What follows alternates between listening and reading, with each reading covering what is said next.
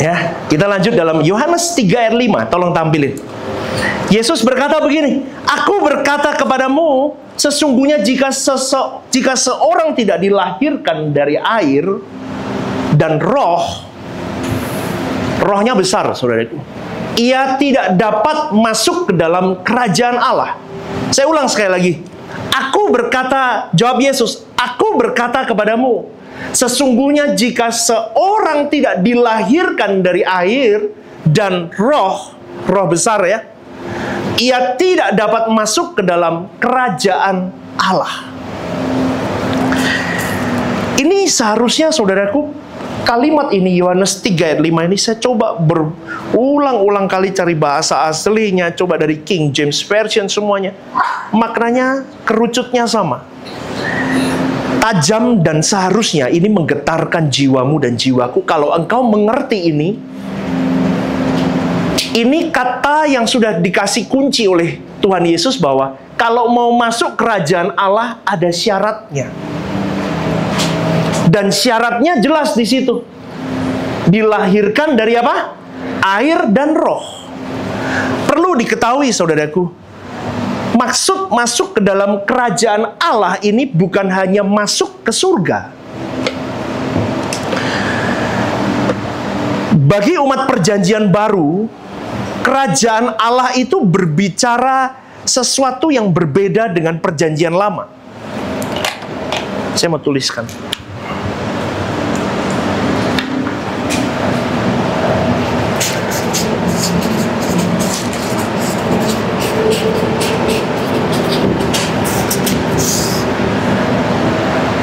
Artinya begini, saudaraku. Bagi umat perjanjian baru, engkau dan saya, kerajaan Allah itu berbicara tentang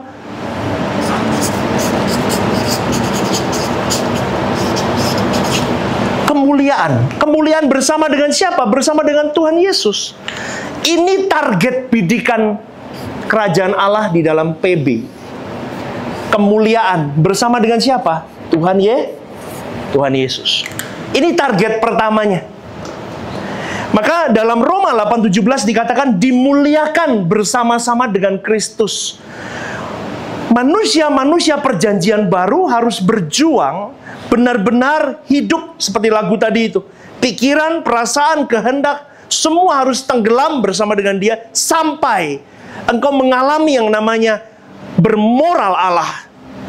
Artinya begini, gen Allah itu, gen ilahi itu benar-benar merasuk dalam dirimu, hidup dalam dirimu, permanen dalam dirimu, sampai akhirnya gen manusia lamamu mati. Saya akan bahas itu di renungan pagi Gen Ilahi. Itu nggak tahu hari apa ya, dalam minggu ini deh, kalau nggak salah. Saya bawakan itu.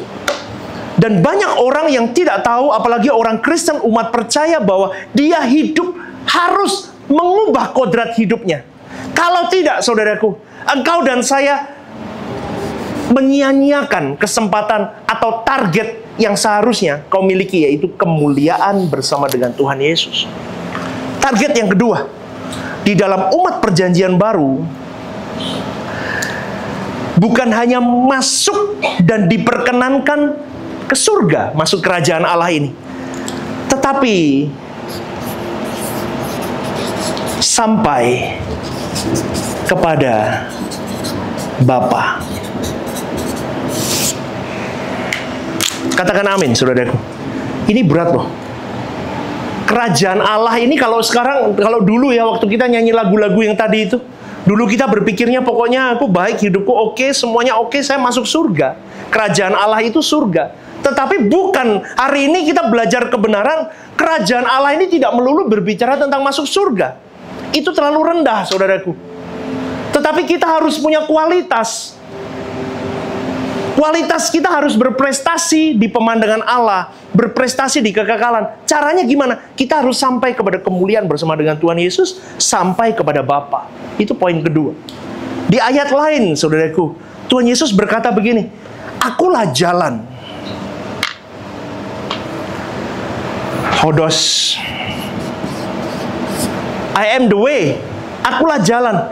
Berarti begini, sebuah lorong panjang atau jalan panjang di mana seseorang harus melaluinya. Artinya begini, I am the way. Kau harus melalui jalan panjang kehidupan. Bagaimana aku hidup, kau harus ikuti. Itu kualifikasi yang tidak boleh ditawar, tidak boleh dikurangi, dan tidak boleh diganggu-gugat. Hampir setiap minggu saya ngomong ini, saudaraku. Karena orang Kristen lupa bahwa spesifikasinya harus Yesus. Dan banyak orang percaya yang tidak sadar arti dari kata I am the way. Mereka hanya berpikir ketika Yesus sudah selesai menyelesaikan misinya, maka aku hanya mengimani dan syahadat dan aku selesai. Aku pasti juga sampai seperti yang Yesus sampaikan. Padahal belum. Engkau dan saya harus berjuang seperti lorong panjang kehidupanmu. Berapa puluh tahun kau hidup. Bukan every day. Dipercepat every minute. Dipercepat every second. Dipercepat every... Ini siap hembusan nafasmu. Kau harus seperti Yesus. Maka I am the way, hodos itu baru berjalan, baru real dalam hidupmu. Maka saya heran kalau masih ada orang yang bisa memuji Tuhan, tapi di satu sisi dia bisa menjelekkan sesamanya. Di satu sisi dia bisa memuji Tuhan, tapi di satu sisi dia bisa bekerja tidak penuh dengan tanggung jawab. Di satu sisi dia bisa begitu luar biasa, tapi dia studi ancur-ancuran. Di satu sisi dia bisa begitu luar biasanya menyembah, wah, seakan-akan dia menyanyi berderai air mata, seakan-akan dia berkata, Tuhanlah segalanya dalam hidupku, tapi dia tidak pernah memberi hidupnya untuk berjuang seperti Yesus itu berjuang. Dan hampir banyak orang Kristen seperti itu. Jujur kepada dirimu, bercermin kepada Kristus sebagai cerminan hidupmu dan hidupku, pribadi lepas pribadi. Kita nggak usah menghakimi, saudara. Tapi dari kebenaran ini kita tahu bahwa akulah jalan, akulah sebuah lorong panjang, jalan panjang, di mana engkau harus melaluinya. Kalau engkau tidak melaluinya, kau tidak bisa sampai kepada Bapa. Berat, saudaraku, jadi Kristen itu berat. Sangat berat. Akulah jalan kebenaran.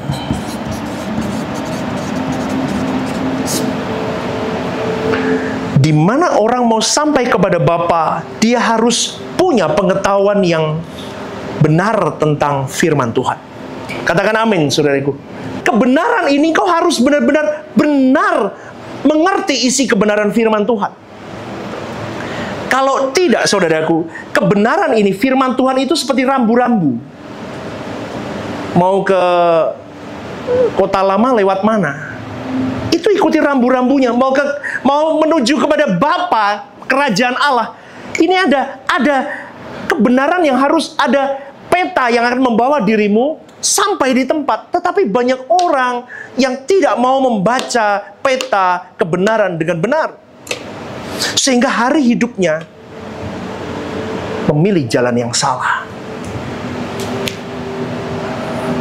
Akulah jalan, kebenaran, dan hidup. Zoe. Mengikut jalan Tuhan, ditunjukkan kebenarannya. Kau hidup menghidupkan Kristus dalam hidupmu. Kau berjuang seperti Kristus, seperti Yesus. Terus tenggelam dalam kebenaran Tuhan, maka kau peroleh kehidupan. Katakan amin, saudaraku. Maka seseorang, saudaraku, akan memiliki kehidupan Zoe, bukan hanya bernafas, bergerak seperti hari ini, tetapi akan memiliki kehidupan yang memang benar-benar hidup. Artinya kehidupan kekal yang memang benar-benar kau hidup. Dari sejak di bumi, kau sudah bergairah, kau hidup. Hidup untuk Kristus, hidup untuk Bapamu, hidup untuk menghormati mereka. Maka di kekekalan pun kau benar-benar hidup. Zoe ini bukan bercerita tentang hidup di bumi, tetapi dia hidup di kekekalan. Kekekalan. Zoe. Versi hidup yang memang merubah gaya hidupmu, yang merubah paradigmamu, yang berbeda dengan mereka yang bukan umat pilihan. Ini poin yang ketiga. Target ini semua ini target manusia yang hidup di perjanjian baru. Targetnya ini. Saya tambahin satu lagi. Jadi begini, saudaraku.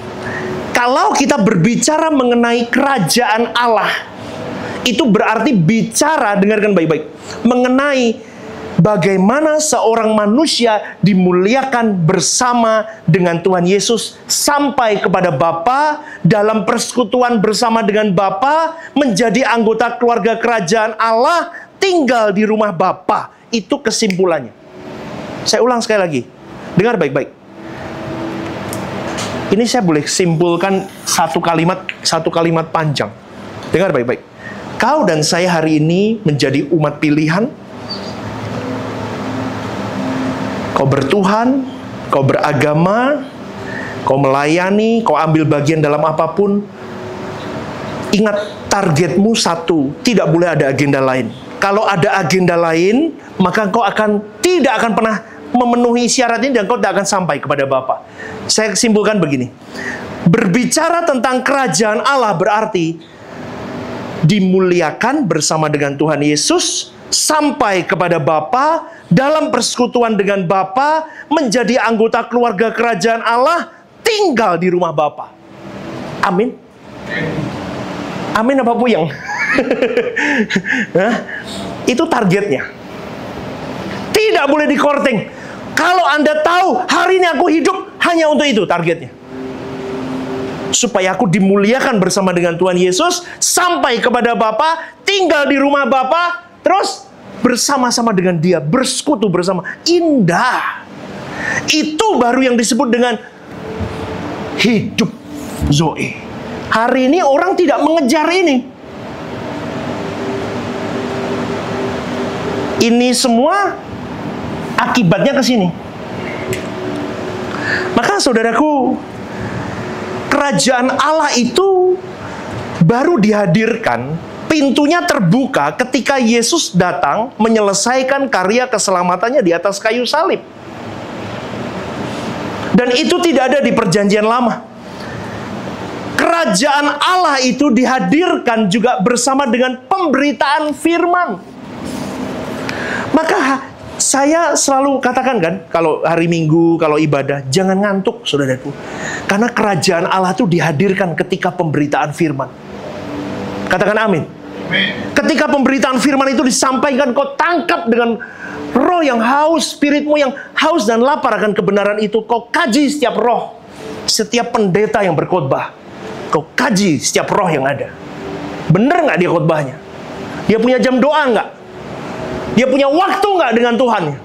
Kau bisa merasakan. Maka dari kebenaran yang disampaikan itu, dari firman Tuhan yang kau baca, dari keintimanmu dengan Tuhan, dari engkau berjumpa dengan Dia, kau bisa menemukan Tuhan.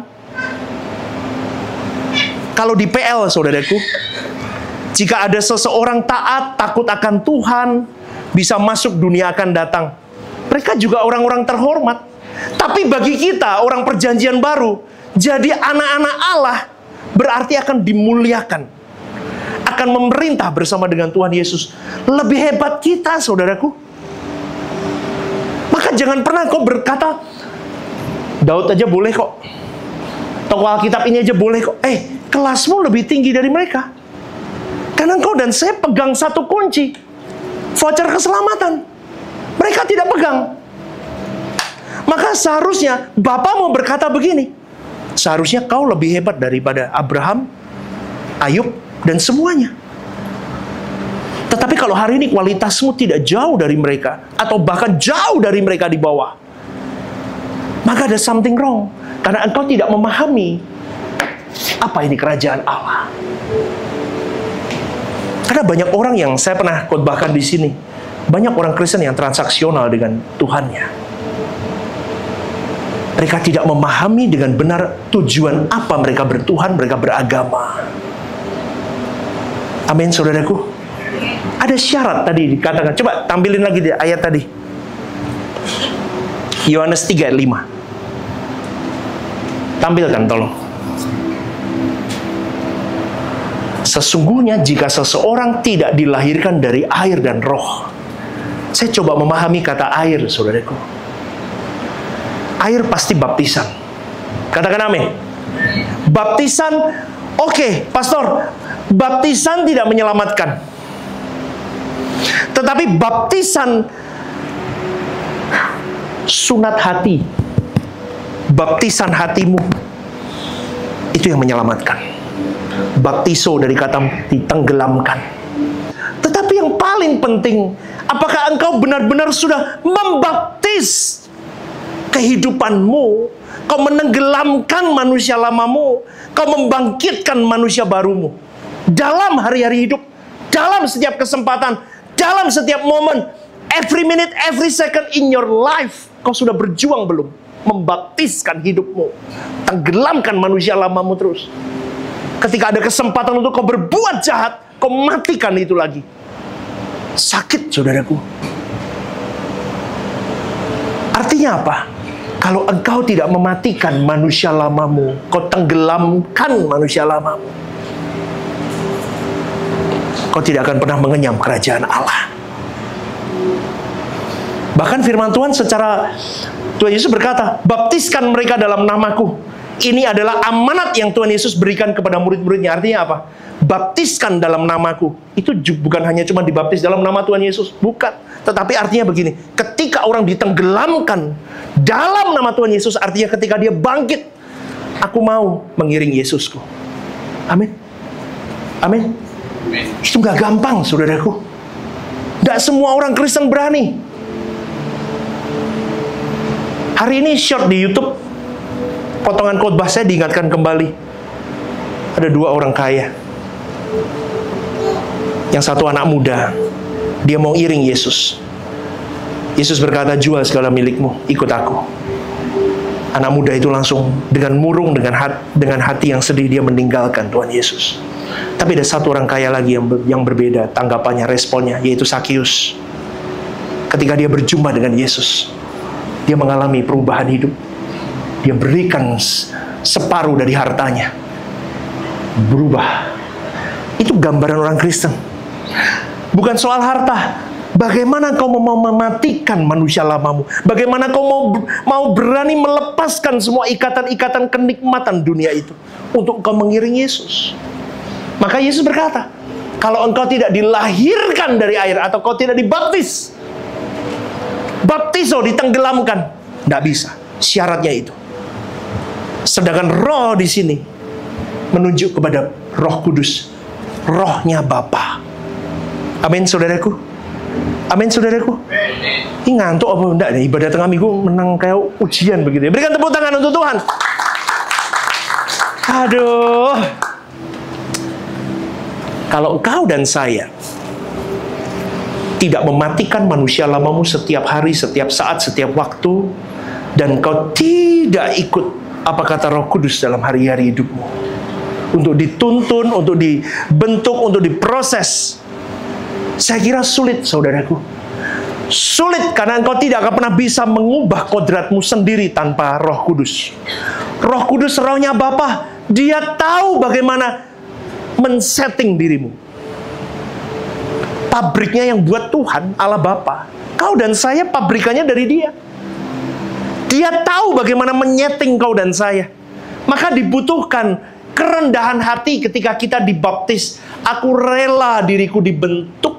Aku membuka hatiku. Aku minta kau garap. Maka roh itu bekerja. Jadi saudaraku, pada malam hari ini, cek and recheck bagaimana kau dan saya hidup.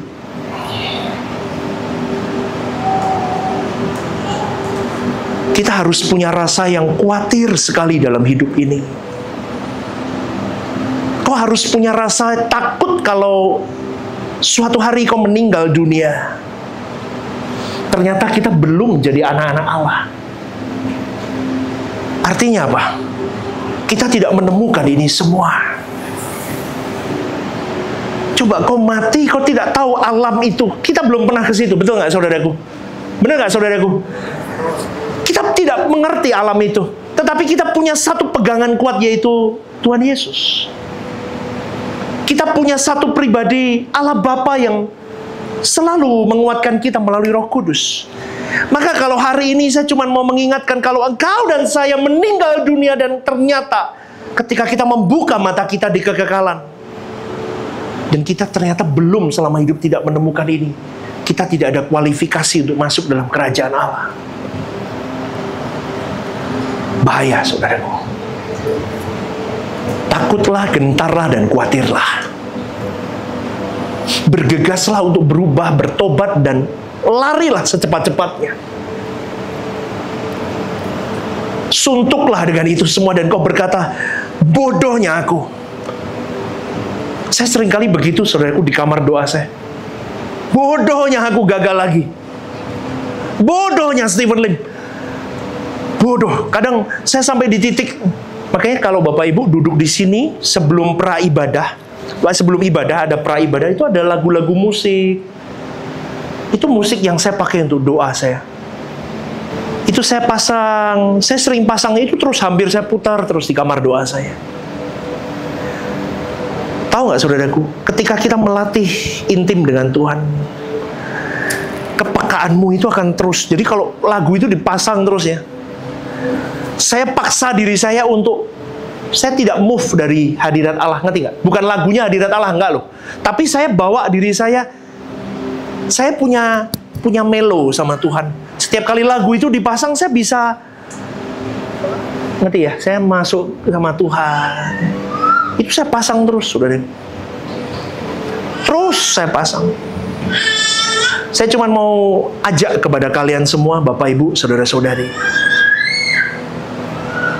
Kalau hari ini kau dan saya tidak sungguh-sungguh berusaha untuk hidup suci,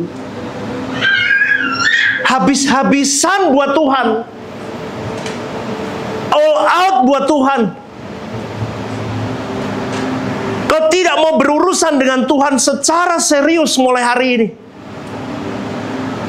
hati-hati dengan kau hidup.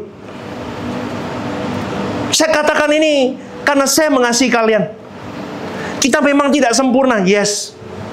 Tapi kita harus berjuang, berusaha untuk hidup tidak bercacat, tidak bercela di hadapan Tuhan. Jangan jahat, saudaraku. Jangan jahat. Jangan jahat.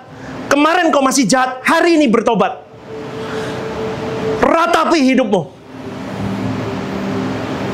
Jangan jangan mengasihani dirimu. Kalau kau mengasihani dirimu, setan bermain di situ. Maka kau akan jadi pangkalan setan. Kau akan merusak banyak hal dalam hidupmu, orang-orang dekatmu, pekerjaan Tuhan, pemimpinmu, siapapun itu. Saya itu disadarkan banyak hal, saudaraku. Kenapa aku harus ngomong begitu? Ratapi tiap kali saya menangis. Aduh, aturan gak usah ngomong itu deh. Tahu nggak? Orang model saya itu tuh kadang jeblos, saudaraku.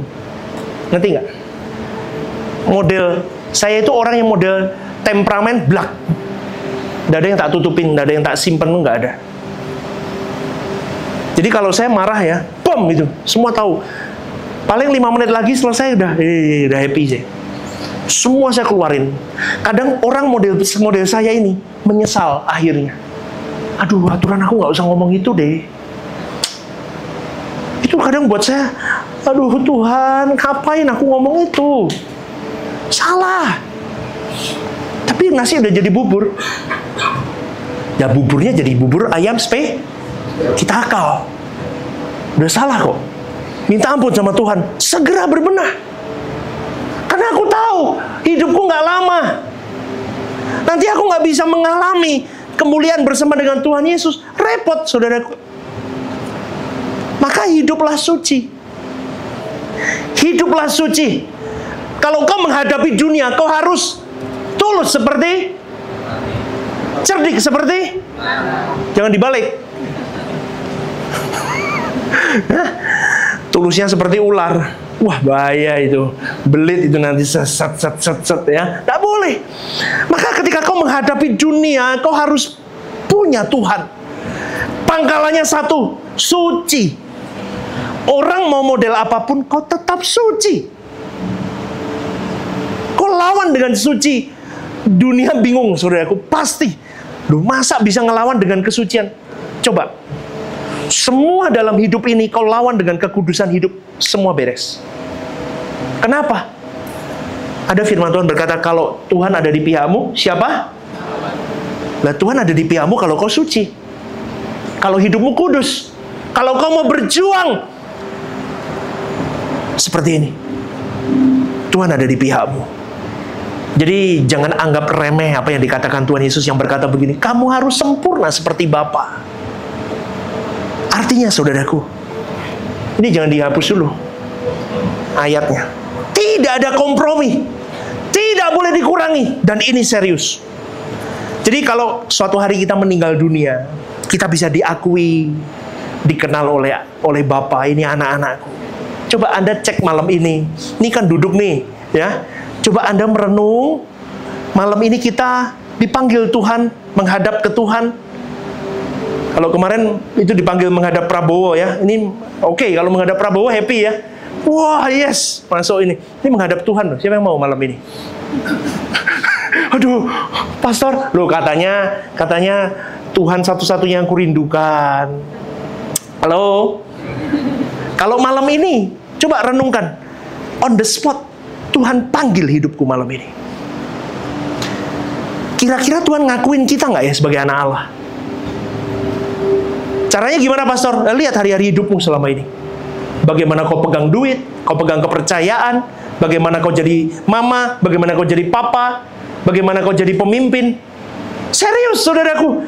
Coba standarmu siapa? Kalau standarmu pendeta A, pendeta B, pendeta C, kau belum masuk loh. Standarmu Yesus. Halo? Standarmu Yesus. Anak-anak Allah standarnya Yesus. Hari ini kau duduk, kau bertanya dalam dirimu, adakah aku seperti Yesus? Bagian mana yang sudah aku perjuangkan untuk seperti Yesus? Belum sempurna, it's okay, tapi kau harus sempurna. Yesus itu jadi mentor kita. Yesus itu jadi guru kita. Yesus itu jadi pembimbing kau dan saya, saudaraku. Karena Yesus sendiri yang berkata, jadikan semua bangsa muridku. Loh, berarti engkau dan saya tugasnya sama, bukan hanya pendeta yang memuridkan orang lain. Makanya saya sedang mau build orang-orang yang mau memuridkan orang lain, dimuridkan jadi murid yang baik, supaya engkau suatu hari jadi guru yang baik. Belajar dari siapa? Dari Tuhan Yesus. Kita memuridkan. Gereja yang hidup adalah gereja yang memuridkan, saudaraku. Orang yang anak-anak Tuhan itu harus belajar menjadi murid yang baik dari segala hal. Karaktermu dibentuk di situ. Jadi kita mulai mengerti pada malam hari ini. Jadikan semua bangsa muridku. Hidupmu itu seperti ikan arwana yang dilihat oleh semua orang. Banggalah ketika engkau bisa mematikan manusia lamamu setiap waktu. Seperti Yesus mematikan keinginannya untuk kepentingan Bapaknya. Yang paling sulit dalam hidup manusia itu adalah ketika disakiti hatinya. Dan kau akan bertemu dengan banyak orang dengan berbagai cara yang akan menikammu. Dengan berbagai cara. Tapi kalau engkau datang dengan banyaknya masalah-masalah seperti itu sarana Tuhan untuk kau bisa ikut seperti Yesus hidup. Kau bisa tidak membenci orang itu. Kau bisa tidak mendoakan yang buruk kepada orang itu. Kalau kita dulu kan sukanya apa? Kalau bahasa Semarang, nyepatani. Kalau kita disakiti orang, respon kita yang pertama apa? Aduh, wong kok iso koyo ngono ya? Itu satu. Dia mulai terheran-heran, kok ono manusia planet opo toh itu model kok bisa jahatnya begitu, betul nggak? Padahal dia pun sama sebetulnya. Halo? Sebetulnya orang beda. Cuman dia gumun. Kenapa aku kok disakiti ya? Yang kedua, dia mulai sakit hati, tenggelam, mulai pahit, mulai setan mulai kerja, dia mulai nyepatani.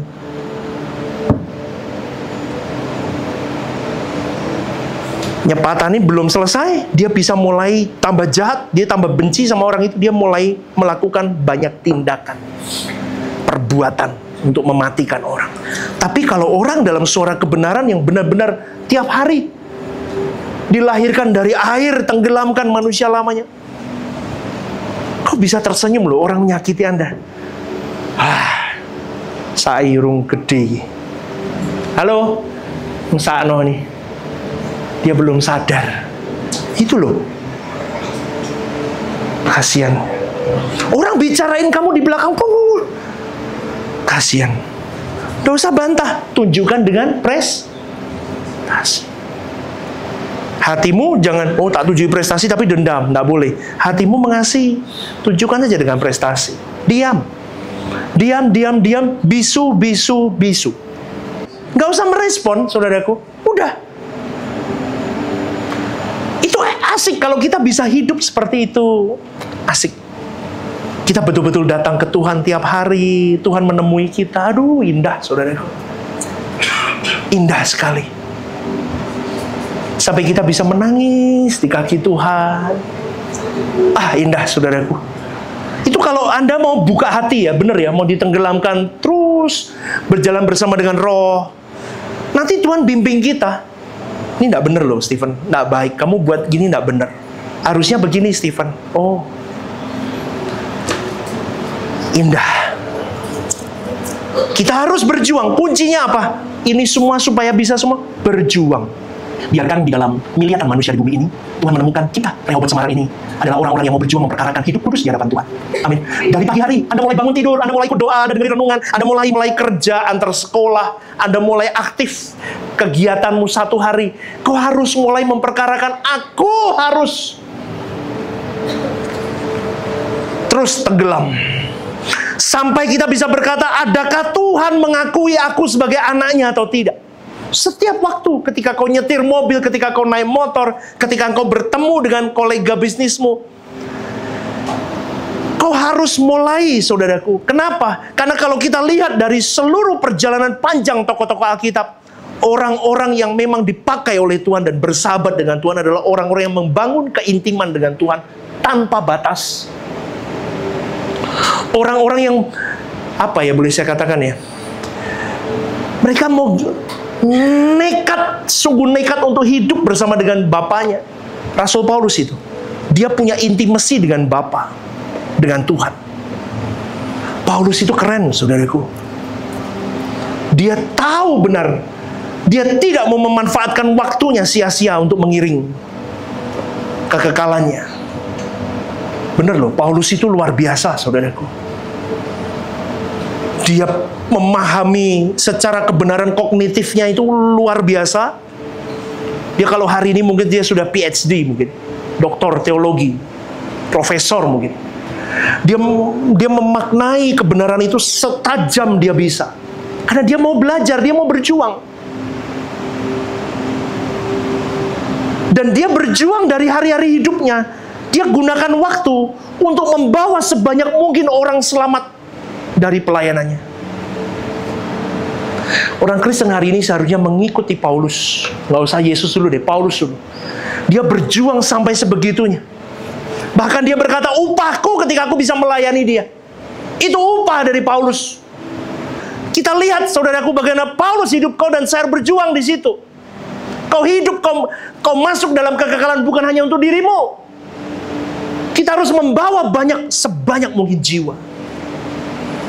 Loh, bawa jiwa itu gimana sih, Pastor? Nggak harus dikhotbahin, saudaraku. Dari hidupmu, sikap hidupmu. Ada yang sakit ditelepon. Halo, sudah sehat, Pak? Wah, ini kok penuh kasih nih orang. Orang bisa terenyuh dari situ. Dia bisa melihat Kristus dalam hidupmu. Halo. Iya, aku ngomong bisa apa dah? Amin. Kau bisa bantu orang. Kau berikan. Hei, saudaraku, kau tidak akan miskin kasih orang 50.000, 100.000. Betul nggak? Kenapa kau pelit sekali? Kau bantu orang di luar sana loh yang nggak punya uang. Kau bantu, kau kasih dia. Kemarin di parkiran, saudaraku, saya kasih orang 50.000. Pak, tiba-tiba gerak saja hati saya, kasih 50.000. Oh, Pak, saya didoakan sepanjang-panjangnya. Anda sehat, Anda apa? Wah, matur sembah suwun. Udah, Pak. 50.000 aja doanya begitu banyak. Coba 1.000.000 disebar-sebar 50.000, doamu banyak buat kamu. Tapi pelitmu minta ampun. 2.000 kasih, loh 3.000. Loh, kenapa kok 3.000? Biasa 2.000. Ih, pelitnya minta ampun. Bertobat, saudaraku. Di sini nggak ada ya. Di sini semua baik-baik. Amin. Amin. Kalau kita mau jadi anak Tuhan yang baik, tenggelam. Kau harus jadi roti terpecah, anggur tercurah. Mulai hari ini berjuang. Suamimu ngomel, tenang, nggak usah lawan. Wow, marah. Dekap dengan kasih, Pak. Udah, nanti jantungnya pedot, Pak. Udah, Pak, ya. Udah, buatin kopi, kasih minum. Udah, Pak, ya. Nanti ketika dia sudah reda, laki itu begitu. Laki itu begitu, tak kasih tahu. Perempuan-perempuan, jangan polawan. Polawan, waduh, cekcok. Sama, wanita pun juga sama. Ketika baru gas, RPM tinggi, cowok diem. Jangan merasa harga dirimu diinjak. Memang begitu perempuan. Tenang dulu, kau tenang. Kalau nggak kuat, masuk kamar. Amin. Selesai, baru aja bicara baik. Sama anak-anak, saudaraku. Nanti besok couple saya akan jelaskan. Saya couple ministry ya. Saya jangan lupa besok Jumat hadir. Ya. Nanti ke depan saya akan bahas details tentang pernikahan, tentang keluarga, tentang mertua, tentang uang, tentang seks. Semua saya akan bahas detail sampai kalian tahu. Sampai harta gunung gini semua akan saya bahas semua. Sampai Anda mumet nanti. Ya. Karena saya kira kalian menikah, sudah pada menikah, yang sudah pada menikah kan belum pernah ikut kelas baptisan di tempat saya, kelas bimbingan pranikah. Nah, nanti akan saya masukkan dikit-dikit. Kalian harus tahu makna menikah, supaya kalian mulai ditata ulang, dibenarkan kembali. Sekali lagi, saudaraku, jadilah manusia benar mulai hari ini. Amin. Hiduplah berjuang dalam hari-hari hidup. Anda diberkati Tuhan hari ini. Amin. Aduh, aku pendetanya semangat, kalian nggak semangat. Amin. Bangkit berdiri. Yes.